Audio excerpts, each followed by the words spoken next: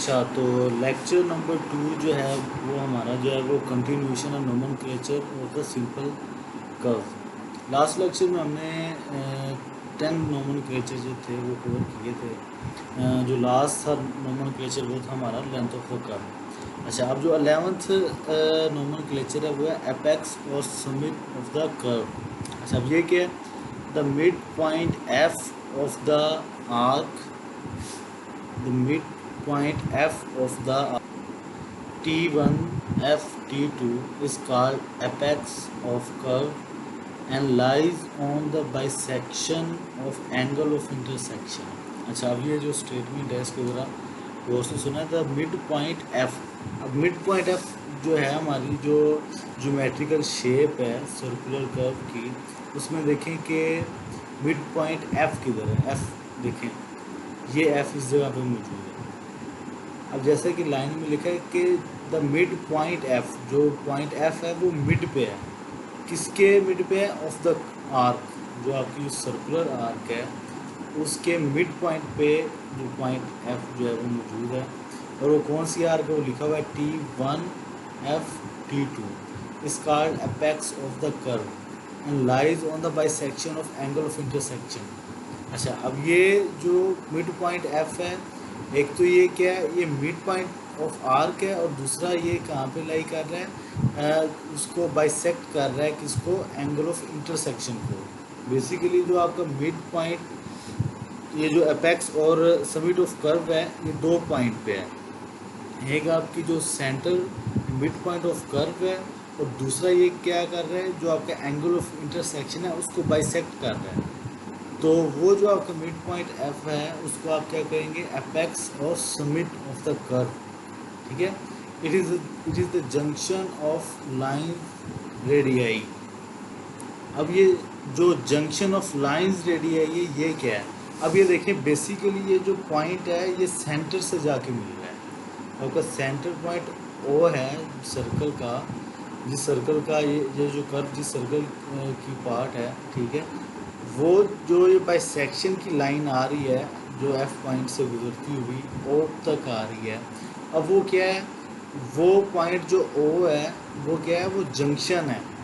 किसका जंक्शन है? ये जो आपके दो आर जो कि रेडियस मौजूद हैं इसके, एक जो आपका T1 की तरफ जो उसकी कोड जा रही है, और दूसरी कहाँ जा रही है? T2 की तरफ। Basically it is the junction of lines radii. जो आपके जो रेडियस की लाइंस हैं उसके जंक्शन पे जाके ये मिलता है, तो इसको क्या कहते हैं? Junction of lines radii. ठीक हो गया। अगला नोमेनक्लेचर नंबर 12 जो है वो है एक्सटर्नल डिस्टेंस BF। अब ये देखें, ये जो BF है ये ज्योमेट्रिकल शेप में कहाँ है? ये B और ये F, यहाँ से लेके यहाँ तक का जो डिस्टेंस होगा उसको आप क्या कहेंगे? External distance. The distance BF from the point of intersection. ये डिस्टेंस स्टार्ट कहाँ से हो रहा है? पॉइंट ऑफ इंटरसेक्शन से। तो पॉइंट ऑफ इंटरसेक्शन हमारा कौन सा है? ये पॉइंट B, और I क्या हमारा? Angle of intersection. तो जो एक्सटर्नल डिस्टेंस हमारा होगा वो कहाँ से होगा? Point of intersection. Point of intersection से लेके कहाँ तक? आपका जो एपेक्स पॉइंट है, आपका एपेक्स ऑफ द कर्व था, और जो एपेक्स ऑफ द कर्व था हमारा वो क्या था? Point F। तो क्या होगा हमारा एक्सटर्नल डिस्टेंस कहाँ से कहाँ तक होगा? पॉइंट ऑफ इंटरसेक्शन से लेके समिट ऑफ द कर्व, जो कि F पॉइंट है, जो कि सेंटर पे मौजूद है, किसके? आर्क पे। ठीक हो गया। हमारा डिस्टेंस कहाँ से कहाँ तक है? पॉइंट ऑफ इंटरसेक्शन से लेके एपेक्स ऑफ द कर्व तक। इसको हम क्या कहेंगे? External distance. ठीक हो गया। तो इसकी डेफिनेशन क्या है? The distance BF from the mid point of intersection to the apex of the curve is called apex distance और एक्सटर्नल डिस्टेंस। ये एपेक्स डिस्टेंस भी कहलाता है, और क्या कहलाता है? एक्सटर्नल डिस्टेंस भी। ये जो चीज़ें हैं, ये जो हमने नोमेनक्लेचर पढ़ा है, ये क्विज़ के पॉइंट ऑफ व्यू से बहुत ही अहम है। इसको आपने ध्यान से देखना है, क्योंकि सारी चीज़ें जो इसमें हैं वो इंटरमिक्स हो रही हैं। तो आपने इसको बहुत ही ध्यान से पढ़ना है और याद रखना है। ठीक हो गया। एपेक्स पॉइंट कौन सा होता है? ठीक है, और उसके बाद आपका जो एक्सटर्नल डिस्टेंस है वो कौन सा होता है? ये सारी चीज़ें जो हैं आपने ध्यान से सुननी है और इनको याद रखना है। तो अगला जो नोमेनक्लेचर है वो हमारे पास है नंबर 13, सेंट्रल एंगल। अच्छा, अब सेंट्रल एंगल क्या है? द एंगल T1 और T2। अब देखिए ये T1 और T2 कहाँ पे है? ये T1 और ये T2। द एंगल T1 और T2 subtended at the centre of the curve. अब ये जो एंगल है बेसिकली ये कहाँ पे बन रहा है? ये सेंटर ऑफ द कर्व, ये जो आपकी कर्व है, ठीक है, इसका ये जो सेंटर है उससे अगर परपेंडिकुलर ड्रा करें तो ये इस जगह पे क्या हो रहा है? ये एंगल यहाँ पे बन रहा है। द एंगल T1 और T2 subtended at the centre of the curve. अब जो कर्व है वो कौन सी है? वो है arc, bye the arc T1F T2। ये T1F और T2, ये जो आर्क है, ठीक है, इसका जो एंगल है वो कहाँ पे बन रहा है? यहाँ पे, ठीक हो गया। अच्छा, by the arc T1F T2 is called central angle and is equal to deflection angle. अब ये आपने जो है बात अपने ध्यान में रखनी है कि ये जो आपका सेंट्रल एंगल है ये जो होगा वो किसके इक्वल होगा? And is equal to the deflection angle. Means कि जो आपका ये जो सेंट्रल एंगल है, ये जो इधर बन रहा है ओ पे, ये किसके इक्वल होगा? इस डिफ्लेक्शन एंगल के। ये डिफ्लेक्शन एंगल एट बी, ठीक है, और ये जो सेंट्रल एंगल एट ओ है ये एक दूसरे के इक्वल होंगे। जैसे कि आप इधर देख रहे हैं, ये जो फाई है और ये जो सेंटर पे फाई बन रहा है, ये दोनों इक्वल हैं। अब अगर इसको इसमें मैं परपेंडिकुलर ड्रा कर दूंगा तो ये क्या हो जाएगा आपका 5/2, ठीक है। तो ये आपने याद रखना है कि जो आपका सेंट्रल एंगल होगा ये डिफ्लेक्शन एंगल के क्या होगा? इक्वल होगा, ठीक हो गया। ये जो आपका डिफ्लेक्शन एंगल है, ये आपका जो deflection angle is equal to the central angle is equal to the deflection angle. ये आपका जो है सेंट्रल एंगल, ये आपका जो है डिफ्लेक्शन एंगल एक दूसरे के क्या होंगे? इक्वल होंगे, जो कि फाई से डिनोट जिसको किया गया, ठीक है। इस बात को आपने क्या है ना ज़हन में रखना है कि डिफ्लेक्शन एंगल और सेंट्रल एंगल आपके हमेशा क्या होंगे? इक्वल होंगे। नेक्स्ट जो है वो नोमेनक्लेचर नंबर 14 है और वो क्या है? Mid ordinate. It is a ordinate from the mid point of the long code, ठीक है। मिड पॉइंट ऑफ द, ये हमारी लॉन्ग कोड है, ठीक है, और उसका मिड पॉइंट क्या है आपके पास? ये T1 E T2 ये हमारे पास क्या लॉन्ग कोड है और इस लॉन्ग कोड का जो मिड पॉइंट है वो क्या बनेगा? E। अच्छा, तो डेफिनेशन में क्या है? It is a ordinate from the mid point of the long code, mid point of the long code E to the mid point of the curve. Mid point of the curve क्या था जो हमने पीछे पढ़ा था? वो था F, ठीक है। तो ये कौन सा डिस्टेंस है, कौन सा ऑर्डिनेट है, कहाँ से कहाँ तक है? वो है from the mid point of the long कोड to the mid point of the curve, from E to F। तो जो from E to F distance होगा हमारा यहाँ से लेके यहाँ तक, उसको हम क्या कहेंगे? मिड ऑर्डिनेट, जो कि versed sine of the curve भी कहलाता है। इसका दूसरा नाम जो है वो क्या है? Versed sine of the curve. Mid ordinate या versed sine of the curve वो क्या कहलाएगा? वो दोनों क्या चीज़ें हैं? एक ही है। मिड ऑर्डिनेट कहाँ से लेके कहाँ तक? E से लेके F तक। E आपका क्या है? Centre point of the long code, और F क्या है? Centre point of the curve. तो EF हमारे पास जो डिस्टेंस होगा वो क्या होगा? Mid ordinate. अच्छा, आगे if the curve deflect to the right of the direction of the progress of the survey, it is called right handed curve and it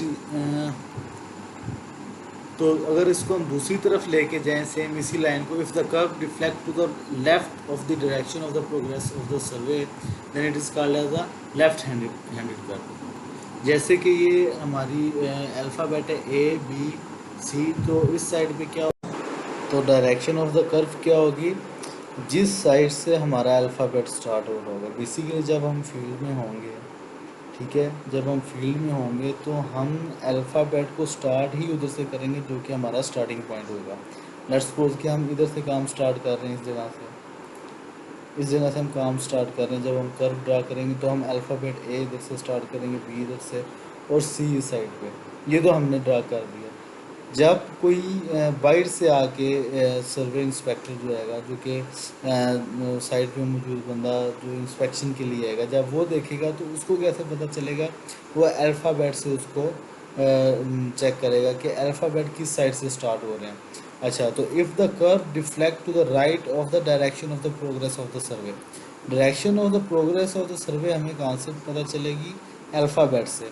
means कि ए टू बी जब हम देखेंगे तो ये हमारी जो सर्वे की लाइन है वो ये इसकी डायरेक्शन है। ठीक है। इफ़ द कर्व डिफ्लेक्ट, अच्छा अब कर्व किस साइड पे डिफ्लेक्ट हो रही है, ये अगर हम इस सिनेरियो में देखें तो वो किस साइड पे हो रही है? वो इसके राइट साइड पे डिफ्लेक्ट हो रही है। किसके राइट साइड पे? ये लाइन ए बी के। तो हमारी जो प्रोग्रेशन ऑफ द सर्वे, जो प्रोग्रेस लाइन सर्वे कर जो कि प्रोग्रेस कर रही है हमारी सर्वे लाइन, वो ए से बी कर रही है और कर्व किस साइड पे डिफ्लेक्ट कर रही है? To the right of that survey line. ठीक हो गया। तो ये हमारी कर्व कौन सी हो जाएगी? Right handed curve. Let's suppose कि जो हमारा पॉइंट सी है, जब हम एक बंदा फील्ड में मौजूद है, उसने सी की जगह ए लिख दी है और बी वैसे के वैसे और ए पॉइंट की जगह उसने सी लिख दी है, तो फिर क्या होगा? हमारी जो सर्वे की लाइन जो वो प्रोग्रेस कर रही है, वो अब किधर से कहाँ तक, कहाँ से कहाँ तक कर रही है? वो अब कर रही है, ए पॉइंट है ये हमारा, ठीक है, ये B point as it is, ठीक है, और ये हमारा सी पॉइंट है। मीन्स कि अब हमने स्टार्ट किधर से लिया हुआ है? इस साइड से, ए टू बी देन सी। तो हमारी सर्वे लाइन कौन सी हो जाएगी? वो ए बी होगी और वो किस साइड पे प्रोग्रेस कर रही है? इस साइड पे।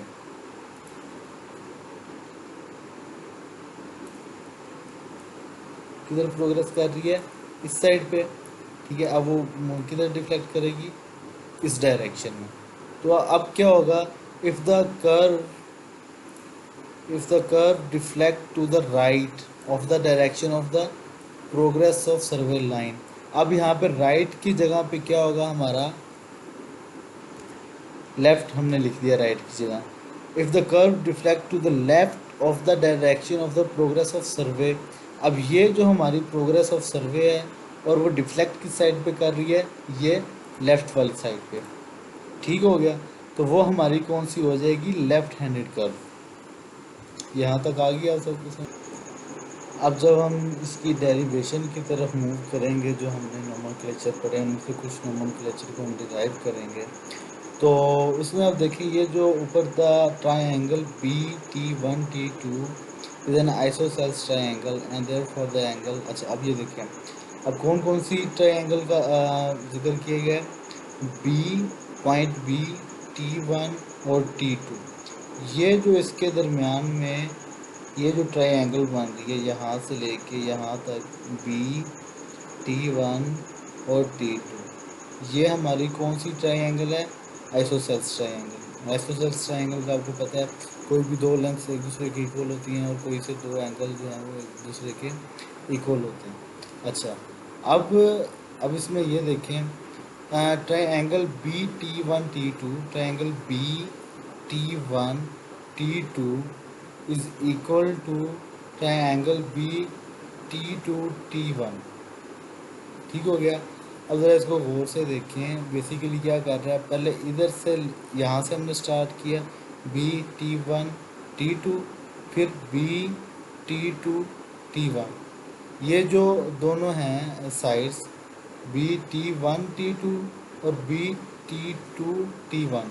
अब ये जो सेंटर में आपको अल्फ़ाबेट नज़र आ रहा है, ये जो सेंटर में अल्फ़ाबेट होता है उसका मतलब होता है उस पॉइंट पे जो एंगल है। ठीक है। अब देखें ट्रायंगल, ये ज़रा ध्यान से देखें, B T one T two, in triangle B T one T two. अब इन ट्रायंगल जो आपकी है एंगल, सॉरी मैं ट्रायंगल बोल रहा हूँ, ये जो बेसिकली ये जो सिंबल है ये एंगल का है। तो एंगल कौन सा हम देखेंगे? जो कि सेंटर पे अल्फ़ाबेट होगा। Angle B T one T two means कि टी वन पे जो एंगल है और उसी तरह जो आगे है BT2, जो T2 पे एंगल है, ये दोनों क्या है, इक्वल हैं एक दूसरे के, और वो क्या होगा आपका 5/2। वो कौन सा एंगल होगा आपका 5/2, और 5 क्या आपका डिफ्लेक्शन एंगल। तो डिफ्लेक्शन एंगल जो है वो 5/2 कैसे हुआ देखें, ये बी डैश, ये एक लाइन जा रही है, और दूसरी जो लाइन है वो BT2 जा रही है। तो बी डैश B2 से कौन सा एंगल बना रही है, ये वाला डिफ्लेक्शन एंगल। इसी तरह BT2 और T1O, ये BT1 एक ये लाइन है सेम, इसी तरह जिस तरह ये बी डैश है, इसी लाइन को जब हम बैकवर्ड प्रोजेक्ट करेंगे तो ये BT1 बन जाएगा। और ये जो BT1 है सेम उसी तरह ओ से मिल रही है जिस तरह BT2 से मिल रही है। ठीक हो गया। जब T1 O के साथ उसी तरह मिल रही है जिस तरह ये BT2 से मिल रहा है, तो जिस एंगल पे ये एक दूसरे को मिलेंगे सेम वही एंगल यहाँ से लेके यहाँ तक होगा। समझ आ रही है बात, कि जो लाइन बी डैश जो एंगल B2 के साथ बनाएगा, वही BT1 जो है वो T1O के साथ एंगल बनाएगा। तो ये सारा एंगल जो हमारे पास मौजूद है, ये जो हमारे जिस तरह ये आपकी जो लाइन है इसके साथ रिफ्लेक्शन एंगल बना रही है, सेम उसी तरह जब हम इसको बैकवर्ड प्रोजेक्ट करेंगे यहाँ से लेके यहाँ तक, और कुछ यहाँ से लेके यहाँ तक, तो आप देखिए इसका जो एंगल है सेम वही बनेगा जो इस जगह पे बन रहा है। ये वाला एंगल और ये वाला एंगल क्या होगा, सेम होगा। ये भी फाई है और ये एंगल भी क्या आपका फाई एंगल है। ठीक हो गया। अब बात किस चीज़ की हो रही है आपकी, अब बात जो है वो हो रही है आपकी इस ट्रायंगल की, आइसोसेल्स ट्रायंगल की, BT1 और T2। ठीक है। अब जब इसकी बात करेंगे तो ये जो BT1 T2 है वो इसको जो फाई एंगल है जो अब इस यहाँ से लेके यहाँ तक बन रहा था, मैं आपको दोबारा बता देता हूँ। ये जो आपकी लाइन 1 और लाइन 2 के दरमियान जो आपका एंगल है ये पूरा फाई बन रहा है। ठीक है। जब हम इसको इधर से बाइसेक्ट करेंगे इस साइड पे in order to make isosceles triangle, तो ये जो आपकी होगी डिफ्लेक्शन एंगल जो है वो पहले 5 था, तो अब क्या हो जाएगा 5/2। ठीक है। अब आपका वो एंगल क्या हो जाएगा 5/2। ये आपकी लाइन 1 और लाइन 2 के दरमियान आपका एंगल ये कंप्लीट बन रहा है यहाँ से लेके जहाँ तक। जब हम आइसोसेल्स ट्रायंगल की बात करेंगे, जहाँ पे इधर देखें triangle BT1 T2 is an isosceles triangle. अब हम आइसोसेल्स ट्रायंगल की बात कर रहे हैं। जब हम आइसोसेल्स ट्रायंगल की बात कर रहे हैं वो तो BT1 से T2 तक है। ठीक है। जब वो BT1 से T2 तक है, ठीक है, तो फिर ये जो एंगल है ये भी हाफ हो जाएगा, क्योंकि कंप्लीट एंगल जो आपका है वो इस 1 से लेके यहाँ तक है, वो 5 है। जब हम आइसोसेल्स की बात करेंगे तो एंगल हाफ हो जाएगा। तो फिर क्या से हम निकालेंगे रिजल्ट, तो ये निकलेगा जो T1 एंगल है, ये T1 पे जो एंगल आपका बन रहा है ये क्या बन रहा है 5/2। तो ये T2 पे एंगल आपका क्या बन रहा है, ये भी 5/2 बन रहा है, ये एंगल भी आपका। तो क्या होगा आपका angle T1 T angle BT2 T1 T2 और angle BT2 T1 is equal to 5/2। ये जो है ये हमारा एंगल क्या हो जाएगा अब 5/2। आई होप कि आपको इस चीज़ की समझ आ चुकी होगी कि ये जो हमारा डिफ्लेक्शन एंगल है, जो लाइन इसको दोबारा से मैं आपको बताता चलूँ, ये आपका जो एंगल पहले बन रहा था वो इसका और इसका बन रहा था 5। ठीक है। इसी को जब हम बैकवर्ड प्रोजेक्ट करेंगे तो सेम एंगल इनके साथ वो बनेगा, लेकिन वो बनेगा इन दो लाइनों के दरमियान में, इसके दरमियान में और इसके दरमियान में, नंबर 3 और ये 4, इन दो के दरमियान में क्या है, सेम वही एंगल है जो इन दोनों के दरमियान में है। ठीक है। जब हम बात करेंगे हाफ की आइसोसेल्स ट्रायंगल की, जो कि स्टार्ट हो जाएगी, एक सेकंड, जो कि आइसोसेल्स ट्रायंगल स्टार्ट होती है यहाँ से, तो फिर इसमें क्या होगा कि आपका जो एंगल हो जाएगा इन आइसोसेल्स ट्रायंगल वो क्या हो जाएगा 5/2, जैसे कि ये मैंने आपको पहले एक्सप्लेन कर दी कि ये डिफ्लेक्शन एंगल जो आपका है, ठीक है, ये वाला डिफ्लेक्शन एंगल ये फाई है, सेम एज इट इज़ इस लाइन के साथ, और ये वाली लाइन है वो इसके साथ वो फाई बना रही है। तो जब इसको मैं हाफ कट करूँगा in order to make isosceles triangle, तो क्या होगा, ये वाला जो फाई एंगल था वो क्या हो जाएगा, 5/2।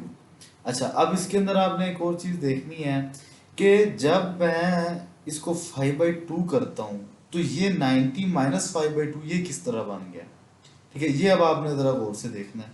अब ये देखिए, जैसे कि मैंने आपको पहले बताया कि जो आपके पास स्ट्रेट लाइन होती है, ठीक है, स्ट्रेट लाइन का जो एंगल होता है वो 180 डिग्री होता है, ठीक है। तो अगर मैं इसको इस साइड पे ड्रा करूं, ये देखो, यहाँ से लेके ये जो एंगल इसका बन रहा है ये वाला इस लाइन के साथ, जैसे कि पहले इसकी मेंशन है AT1 और T1O के दरमियान पहले एंगल क्या बन रहा है, 90 डिग्री, ठीक हो गया। ये जैसे कि इधर आपको शो हो रहा है, ये कौन सा एंगल बन रहा है, ये 90 डिग्री का एंगल बन रहा है, ठीक हो गया।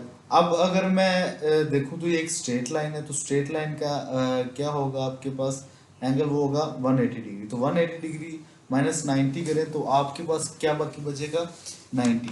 मीन्स कि ये वाला पोर्शन 90 का है और ये वाला पोर्शन आपके पास क्या है, ये भी 90 का है। अब जब मैं इस पोर्शन की बात करूं तो इसमें से जो हाफ पोर्शन है वो आ रहा है आइसोसेल्स ट्रायंगल में। जब हाफ पोर्शन आपका आइसोसेल्स ट्रायंगल में आ रहा है तो वो कौन सा आ रहा है, वो 5/2 है। तो अब जो रिमेनिंग होगा आपका, ठीक है, वो पोर्शन जब उसका मैंने एंगल निकालना है तो वो क्या होगा, 90 माइनस 5/2, क्योंकि ये टोटल अगर हम देखें तो ये कौन सा एंगल बनाएगा आपके पास, 90 डिग्री का, ठीक है। उस 90 डिग्री में उस 90 डिग्री में से जो 5/2 है वो चला गया आइसोसेल्स ट्रायंगल में, ठीक हो गया। तो जो ये रिमेनिंग पोर्शन होगा आपका वो क्या होगा, 90 डिग्री माइनस 5/2, ठीक है। इस चीज़ को आपने ध्यान में रखना है। ये जो आपके पास रिमेनिंग पोर्शन होगा वो कौन सा होगा, 90 डिग्री माइनस 5/2। कौन सा रिमेनिंग पोर्शन, ये वाला, ये वाला, ये आपका है 90 डिग्री माइनस 5/2, और ऊपर वाला क्या है, वो 5/2 है, जो कि आपका चला गया आइसोसेल्स ट्रायंगल में। तो यहाँ तक तो ये बात क्लियर होगी आपकी, ये 5/2, 90 डिग्री माइनस 5/2 और ये 5 कि ये किस तरह है, ठीक हो गया। अच्छा, अब जो अगली बात है वो ये है कि ये आपका angle T1 B T2 plus angle B' B T2। अब B' B T2 कौन सा है वो देखें, T1 ये आपका कौन सा है, ये आपका B1, सॉरी T1, ये angle T1 B T2, T1 B T2, ठीक है। अब एंगल जो सेंटर में होगा वो हमने देखना है, वो कौन सा है, वो है B। तो B पे कौन सा एंगल आपका बन रहा है, ये इंटरसेक्शन एंगल, ठीक हो गया। प्लस B' B T2, ये आपका B' B T2। अब इन दोनों को हम ऐड करें, अब B' B T2 कौन सा एंगल है, वो आपका ये है रिफ्लेक्शन एंगल, और ये आपका इंटरसेक्शन एंगल। जब इन दोनों को मैं ऐड करूंगा, intersection angle plus deflection angle, तो वो मेरे पास वही एंगल ऑफ अ लाइन दे देगा जो कि होता है 180 डिग्री, जैसे कि मैंने आपको पहले एक्सप्लेन किया। तो इधर से ये प्रूफ हुआ कि जो आपका एंगल ऑफ इंटरसेक्शन प्लस उसमें डिफ्लेक्शन एंगल करें तो वो किसके इक्वल होगा, 180 डिग्री के, ठीक हो गया। अब अगर मैं बात करूं T1 और T2 की, जो कि डिफ्लेक्शन आपका सेंट्रल एंगल है, ठीक हो गया, तो वो किसके इक्वल होगा, T1 और T2 मैंने आपको पहले बताया था। ये जो सेंट्रल एंगल होगा आपका, ये किसके इक्वल होगा, डिफ्लेक्शन एंगल के इक्वल। ये जो मैंने आपको पहले एक्सप्लेन किया था, ये जो डिफ्लेक्शन एंगल है ये हमेशा किसके इक्वल होगा, इसके इक्वल होगा। तो जब मैं इक्वेशन बनाऊं अपनी डिफ्लेक्शन एंगल की, जैसे मैंने आपको पहले बताया था, वो कुछ इस तरह से बनेगी कि जिस तरह से ये है, जिस तरह से ये जो है आपका, इसमें से अगर मैं डिफ्लेक्शन एंगल निकालूं तो वो क्या हो जाएगा मेरा, वो हो जाएगा मेरे पास phi is equal to 180 minus intersection angle. ठीक हो गया, यही चीज़ यहाँ पे बन गई 180 डिग्री माइनस इंटरसेक्शन एंगल, जो कि हमारा सेंट्रल एंगल होगा वो किसके इक्वल होगा, डिफ्लेक्शन एंगल के इक्वल। और वो इक्वेशन में कैसे हम उसको लिखेंगे, 180 डिग्री माइनस इंटरसेक्शन एंगल। अच्छा, तो अगला हमारा जो है वो है हमारे पास टेंजेंट लेंथ। टेंजेंट लेंथ हमारे पास कौन सी होंगी, जो मैंने आपको पहले बताया था, बी T1 और बी T2, ये हमारे पास क्या है, दो टेंजेंट लेंथ। अच्छा, अब अगर हम इनको डिराइव करें तो किस तरह डिराइव होगा इसका एक्सप्रेशन, आप ये देख रहे हैं कि हमारे पास क्या है, जो आपकी इन ट्राइंगल T1OB, T1OB, ये जो हमारे पास एक ट्रायंगल बन रही है, ये एक तरह से आपकी कौन सी ट्रायंगल बन रही है, राइट ट्रायंगल। जैसे कि मैंने आपको बताया कि ये एंगल जो होगा इसका 90 डिग्री का है, और ये दूसरा भी क्या होगा, वो भी 90 डिग्री का है। समझ आ रही है इस चीज़ की, ये 90 डिग्री का तो ये भी 90 डिग्री का, तो ये जब 90 डिग्री का होगा तो ये राइट ट्रायंगल बना रही है। ठीक है, तो राइट ट्रायंगल में अगर हम देखें तो ये वाला हमारा जो पोर्शन होगा ये परपेंडिकुलर होगा। ठीक है, ये वाला पोर्शन हमारे पास क्या होगा, वो बेस होगा। ठीक है। अच्छा, अब मैं ट्रायंगल को जब कंसीडर करूँगा, लेट्स सपोज के पहले इसकी मैं इसको डिनोट कर लूँ। ये पोर्शन हमारे पास क्या है, ये बी है। ठीक हो गया, ये T1 है। ठीक हो गया, ये मेरे पास O है, ये मेरे पास क्या है, R है। ठीक है। अच्छा, अब ये यहाँ से लेके यहाँ तक ये ट्रायंगल बन रही है इसकी। ठीक हो गया, इस ट्रायंगल को अगर मैं कंसिडर करूँ, ये T1B, T1O और OB, जिस तरह ये ट्रायंगल, इन ट्रायंगल T1OB। ठीक है, अब देखें ये इन ट्रायंगल T1OB, तो इस ट्रायंगल में क्या है कि हमारा जो O है वो यहाँ पे सेंट्रल एंगल है।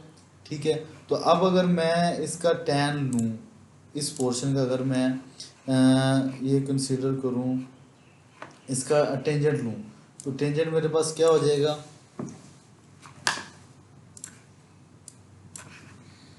मेरे पास टेंजेंट होगा जी tan, ये इधर टोटल फाई था, तो ये फाई था, तो ये मेरे पास पोर्शन क्या हो जाएगा, 5/2, तो ये मेरे पास tan क्या आ जाएगा, 5/2। ठीक है, इज इक्वल टू क्या होगा मेरे पास, परपेंडिकुलर ओवर बेस। ठीक है। अच्छा, अब परपेंडिकुलर मेरे पास इधर देखें क्या होगा, वो मेरे पास है T1B, T1B over OT1, OT1। ठीक है, ये इधर मेरे पास tan 5/2। अच्छा, ठीक है, अब ये देखें मेरे पास T1B वैसे का वैसे आ गया ऊपर, और OT1 मेरे पास क्या है, OT1 मेरे पास क्या है, इज इक्वल टू रेडियस। ठीक हो गया। अच्छा, अब अगर मैं इस रेडियस को इधर ले के जाऊं जिधर कि tan 5/2 है, इसको मैं सिर्फ T लिख रहा हूँ। ठीक है, ये किसके इक्वल है, tan 5/2 के। तो मेरे पास जो एक्सप्रेशन है T1B का जो टेंजेंट लेंथ है उसका क्या बन जाएगा, वो कुछ इस तरह से बनेगा, ये R इधर जाके मल्टीप्लाई होगा तो वो क्या हो जाएगा, R tan 5/2 is equal to T1B। तो T1B मेरे पास क्या है, टेंजेंट लेंथ। तो टेंजेंट लेंथ का मेरे पास जो एक्सप्रेशन है वो क्या आ जाएगा, R tan 5/2। T1B is equal to R tan 5/2। इस चीज़ की आपको आ गई समझ। अच्छा, तो ये चीज़ ये इसका मैथमेटिकल कैलकुलेशन है ठीक है, जो कि हमने अभी ड्राइव किया है। अब मैं आपको स्लाइड में दिखाता हूँ, ये मैं इसको अभी रिमूव करने लगा हूँ।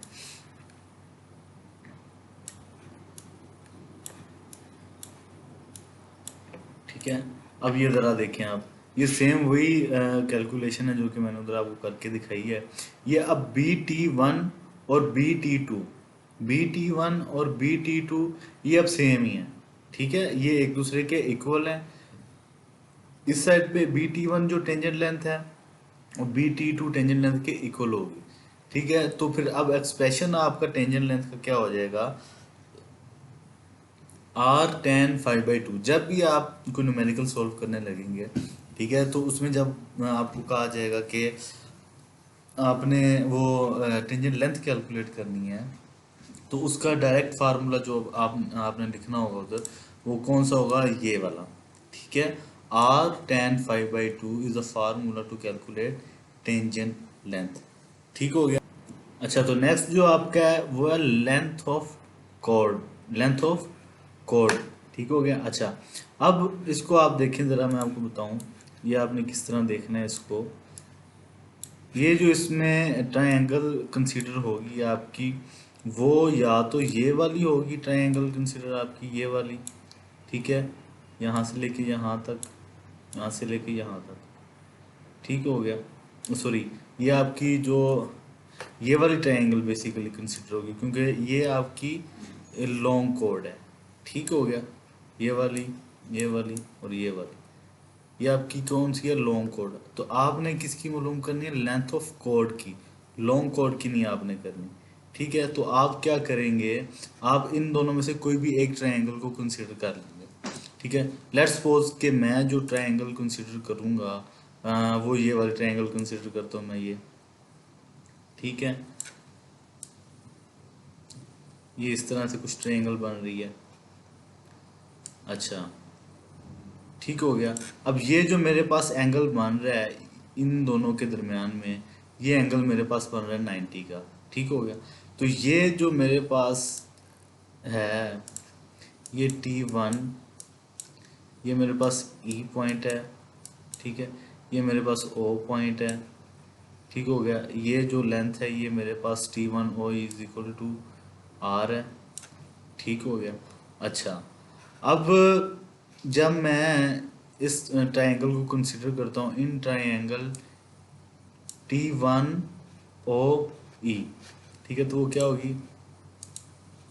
ये ट्रायंगल कुछ इस तरह से बन रही है। ठीक हो गया, ये मेरे पास एंगल क्या था इधर, 5/2 का। तो जब मैं साइन लेता हूँ, साइन 5/2, अच्छा, तो वो मेरे पास क्या होगा, अच्छा, ये मेरे पास क्या था, ये मेरे पास परपेंडिकुलर था। ठीक है, ये मेरे पास बेस थी।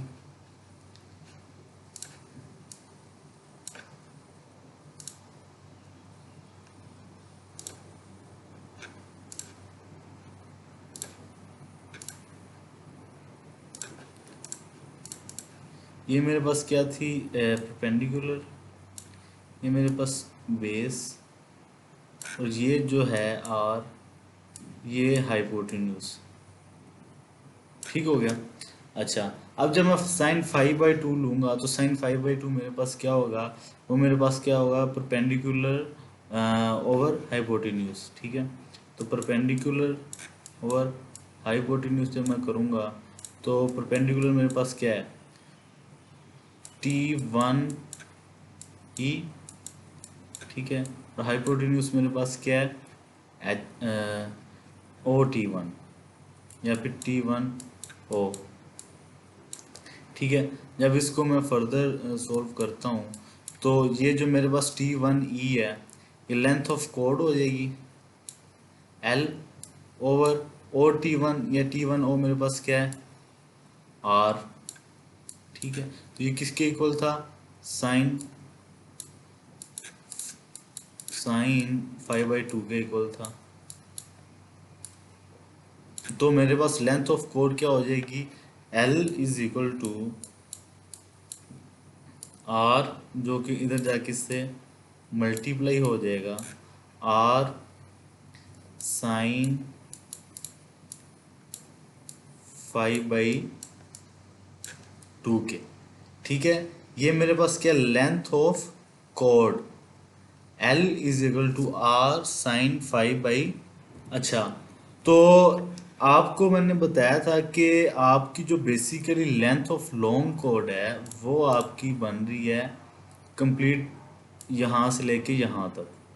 ठीक है, T1E to T2, T1E T2। ठीक है, ये आपकी टोटल जो है लेंथ ऑफ लॉन्ग कॉर्ड है। तो हमने सिर्फ लेंथ ऑफ कॉर्ड को कैलकुलेट किया है। अगर हमने लेंथ ऑफ लॉन्ग कॉर्ड को अब कैलकुलेट करना है या उसका एक्सप्रेशन ड्राइव करना है तो क्या होगा, ये T1E है तो इसको हम क्या करेंगे, 2 से मल्टीप्लाई कर देंगे। जब हम 2 से मल्टीप्लाई करेंगे तो लेंथ ऑफ लॉन्ग कॉर्ड जो है वो हमारे पास आ जाएगी। तो हम अब क्या करेंगे, इसको 2 से क्या कर देंगे, मल्टीप्लाई कर देंगे। तो वो हमारे पास जो एक्सप्रेशन है इसका क्या बन जाएगा, L is equal to 2 × R sine 5/2। ठीक है, अब जब भी आपको ये कहा जाए कि आपने length of long chord calculate करनी है, ठीक है, तो उसका जो फार्मूला होगा आपके पास वो क्या होगा,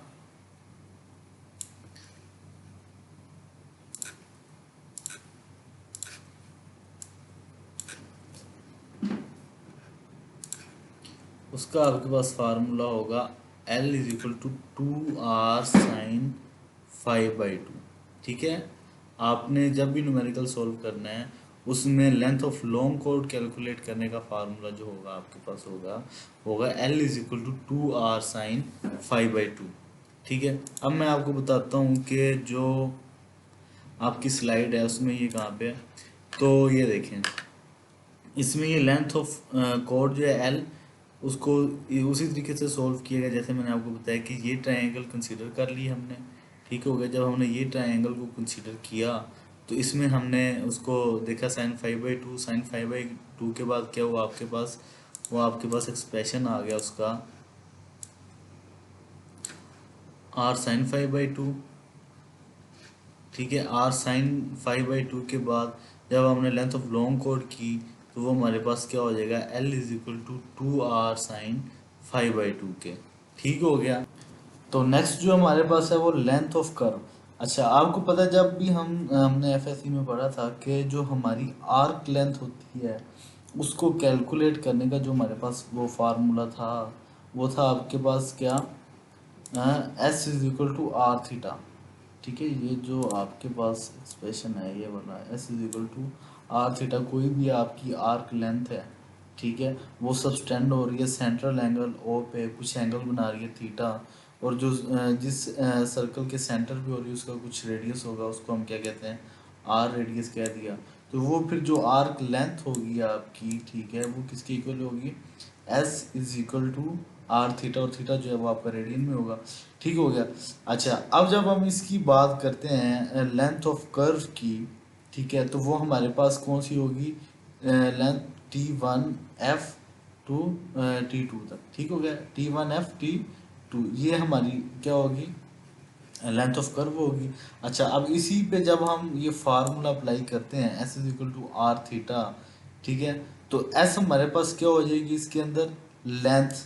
ठीक है, ये जो आपके पास ये वाली जो है ना लेंथ ऑफ कर्व, इसको हम रिप्लेस कर देंगे S को किसके साथ, L के साथ। ये हमारे पास क्या होगी, लेंथ ऑफ कर्व। R आपका वैसे का वैसे जो आपका रेडियस है ये वाला R, ये सेम वही चीज़ बन रही है। ये वाला जो पोर्शन है, ठीक है, ये आपका जो पोर्शन है ये वाला सेम इससे रिजेंबल कर रहा है। ठीक है, ये आर्क लेंथ इधर S है तो इधर आपने इसको किससे डिनोट कर दिया, L से, कैपिटल L से। ठीक हो गया, इधर ये R है, स्मॉल है R, और इधर आपका कैपिटल R है। ठीक है, ये आपका इधर थीटा है तो ये इधर आपका डिफ्लेक्शन एंगल फाई है। ठीक हो गया, ये दोनों चीज़ें जो हैं वो एक दूसरे से क्या कर रही हैं, रिजेंबल कर रही हैं। तो आपने क्या किया, आपने एस को आर के साथ रिप्लेस कर दिया, तो ये आपने वही फार्मूला इसके ऊपर अप्लाई कर दिया जो कि S equal to R theta था। तो इधर बन गया आपका L is equal to R theta, theta जो आपका वो रेडियन में, जब आपने इसको रेडियन की वैल्यू पुट की इधर, तो वो आपकी होती है 1 radian is equal to pi by 180। इसको डिग्री में जब आपने कन्वर्ट किया तो वो होता है पाई बाई 180 डिग्री, ठीक है। तो आपके पास क्या हो गया, आप रेडियन की जब आपने वैल्यू पुट की तो वो आपका हो गया पाई 5/180 इंटू आर, ठीक है, पाई आर 5/180 डिग्री, ठीक हो गया। अच्छा, अब इसको डिराइव करने का एक दूसरा तरीका भी है। जिस तरह आप किसी भी दो सिमिलर ट्रायंगल्स को आपस में कंपेयर करते थे, ठीक है, कंपेयर करने के बाद आप कोई भी दो साइड्स की रेशो ले लेते थे, इसी तरह ये आप जो है ना इसको भी जब आप इसको कंपेयर करेंगे, ठीक है, इसकी रेशो लेंगे आप सर्कल की दो दो साइड्स की, तो आपका यही सेम एक्सप्रेशन वो ड्राइव हो सकता है। वो कहते हैं, ये देखें, आपका ये जो लेंथ ऑफ कर्व है, ठीक है, ये आपकी लेंथ ऑफ कर्व है, ये किसका पोर्शन है, कंप्लीट सर्कल का है, ठीक है। तो वो जो आपका लेंथ है, लेंथ ऑफ कर्व है, वो एक पोर्शन है कंप्लीट सर्कल का, एक पूरा कंप्लीट सर्कल है, उसका एक खास पोर्शन है जिसको आपने कर्व डिनोट किया हुआ है, ठीक हो गया। तो मैं इसकी रेशियो ले सकता हूँ जो आपकी लेंथ ऑफ कर्व है ओवर द टोटल सर्कमफेरेंस। आपका ये जो लेंथ ऑफ कर्व है ये किसके ऊपर है, और टोटल सर्कल, ठीक है। ये आपकी ये स्पेसिफिक पोर्शन है जो कि किस में से है, एक complete circumference of the circle, ठीक हो गया। तो मैंने क्या किया, मैंने रेशियो ले ली उस सर्कल की लेंथ की जो कि कर्व की है ओवर टोटल सरकमफेरेंस, ठीक है। ये मैंने क्या किया, length of curve over circumference. अब सेम इसी पैटर्न पे आ जाए, वो जो लेंथ ऑफ कर्व है, ठीक है, वो कितना एंगल ले रही है, फाइव कितने टोटल में से, ओवर 360 में से। आगे इस चीज़ की समझ कि जो जिस तरह आपने पोर्शन एक लिया है, जिस तरह आपने एक पोर्शन लिया है सर्कल का, बेसिकली टोटल सर्कमफेरेंस की बात हो रही है, सर्कमफेरेंस का कुछ खास पोर्शन है जो कि कर्व बना रहा है, ठीक है। तो वो किस में से वो खास पोर्शन ले रहा है, टोटल सर्कमफेरेंस में से। तो मैंने उसकी रेशियो ले ली, एल उस कर्व की लेंथ ओवर टोटल सर्कमफेरेंस। अब सेम उसी पैटर्न पे उन्हीं की मैं जब रेशियो लूँगा दूसरी चीज़ों की, उसकी एंगल की, तो वो जो आपका आर्क लेंथ एल है, ठीक है, वो कितना एंगल ले रही है, वो 5 ले रही है। कितने एंगल में से टोटल कितना एंगल है, वो 360, ठीक है। तो इसकी रेशो के साथ मैंने कंपेयर कर ली, ठीक हो गया। अब ये जो 2 पाई आर है ये इधर जाके मल्टीप्लाई हो जाएगा इसके साथ, ठीक है। ये इसका एक्सप्रेशन कुछ इस तरह बनेगा, L is equal to 2 pi R. ये 2 पाई आर का जो एक्सप्रेशन है ये 5/360 से जाके क्या होगा, मल्टीप्लाई हो जाएगा। तो क्या होगा, ये 2 जो है ये कट जाएगा 360 डिग्री के साथ, ठीक है। ये इसको क्या करेगा, डिवाइड कर देगा दो हिस्सों में। तो क्या हो जाएगा, आपका एक्सप्रेशन फाइनल क्या बचेगा, पाई आर 5 ओवर 180 डिग्री, ठीक है, जो कि सेम जो दूसरे तरीके से हमने उसको कैलकुलेट किया था, ठीक हो गया।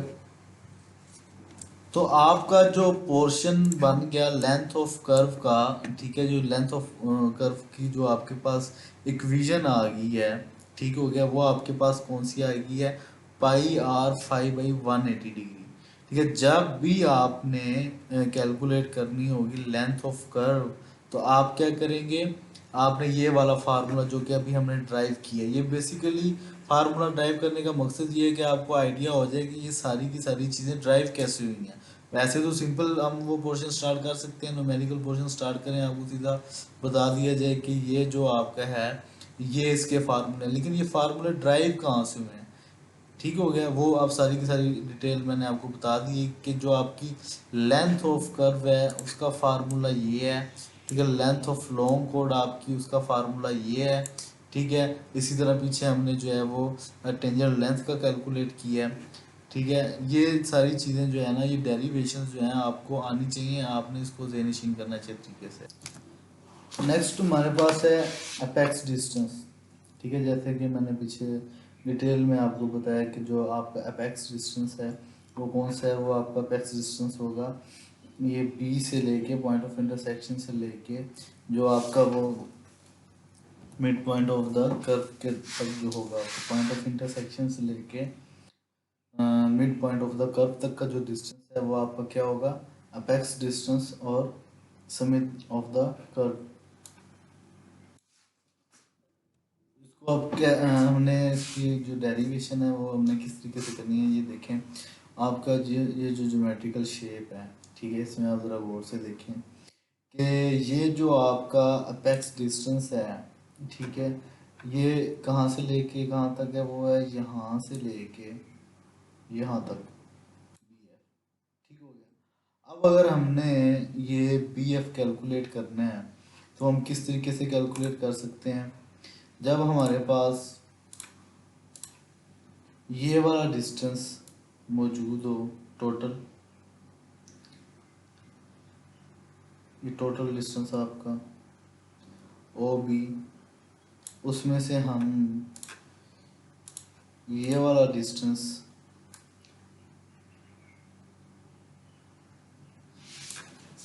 सेकेंड, ये आपका जो बी एफ डिस्टेंस है वो यहाँ से लेके यहाँ तक है। ठीक हो गया, जो कि हमें रिक्वायर्ड है। उसके बाद जो आपका नेक्स्ट जो है वो, अब देखें वो टोटल, अब हम ये निकाल कैसे सकते हैं, जब हमारे पास यहाँ से लेके यहाँ तक का डिस्टेंस मालूम होगा, ओ से लेके बी तक। ठीक हो गया।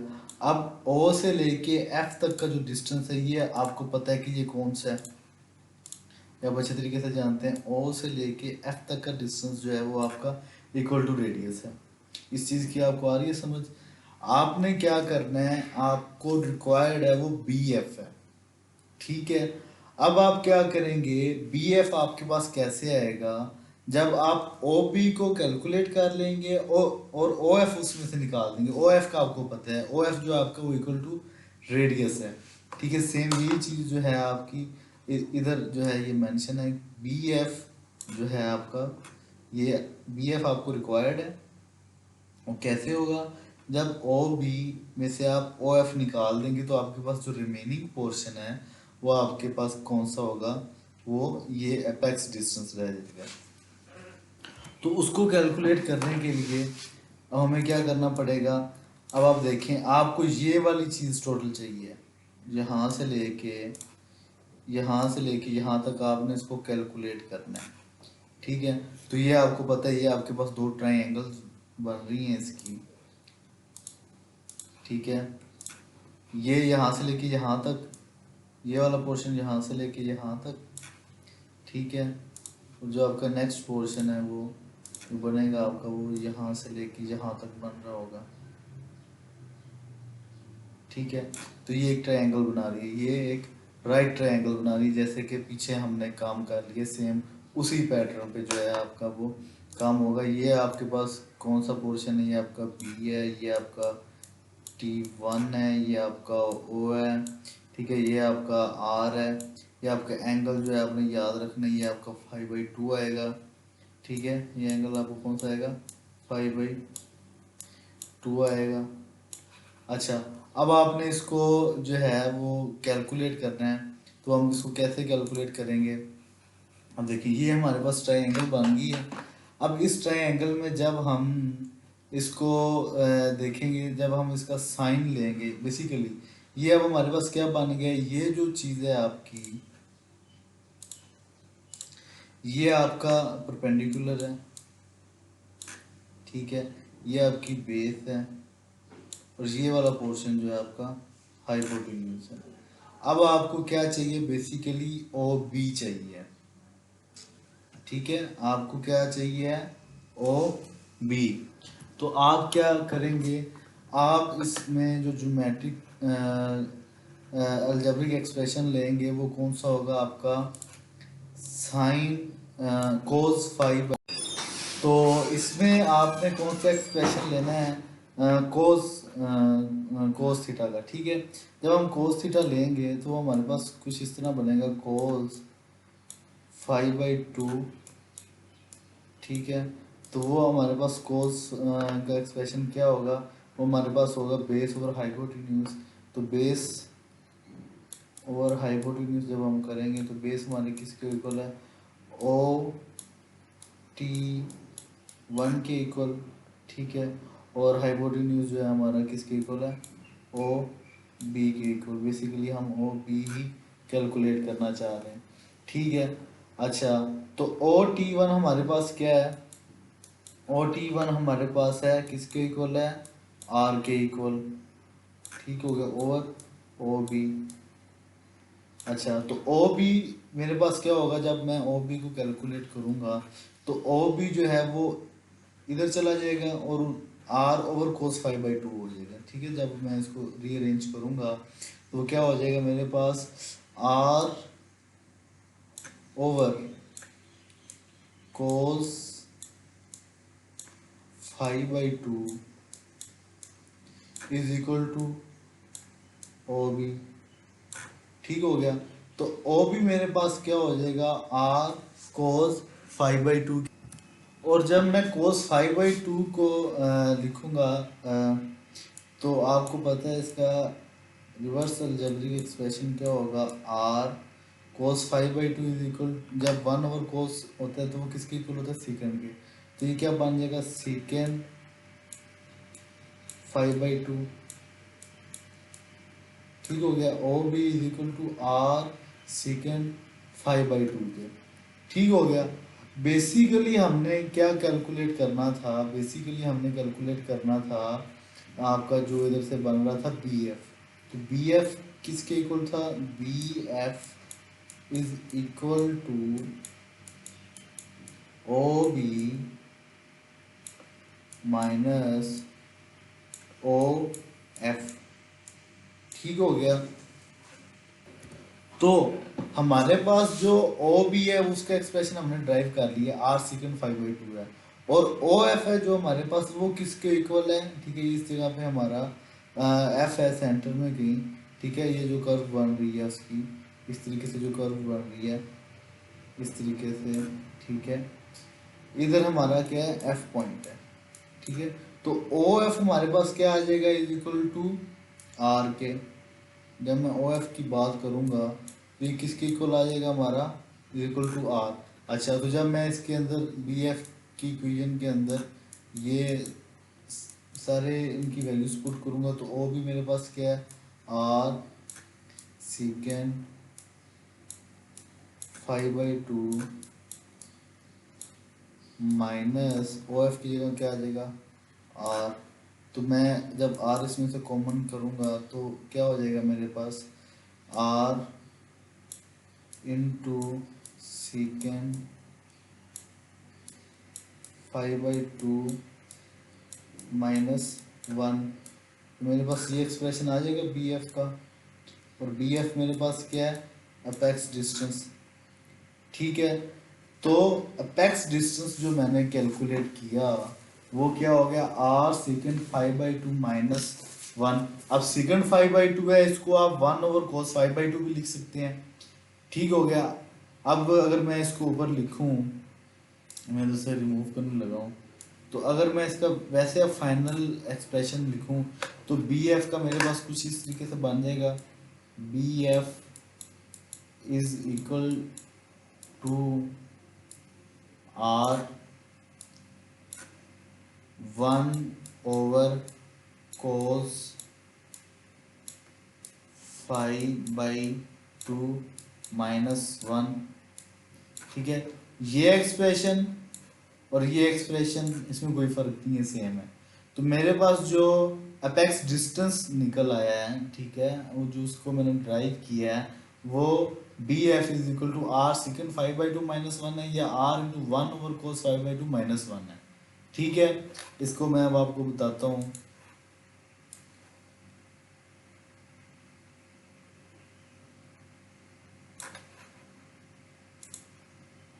ये जो हमारा एक्सप्रेशन जो है वो कैलकुलेट हो गया।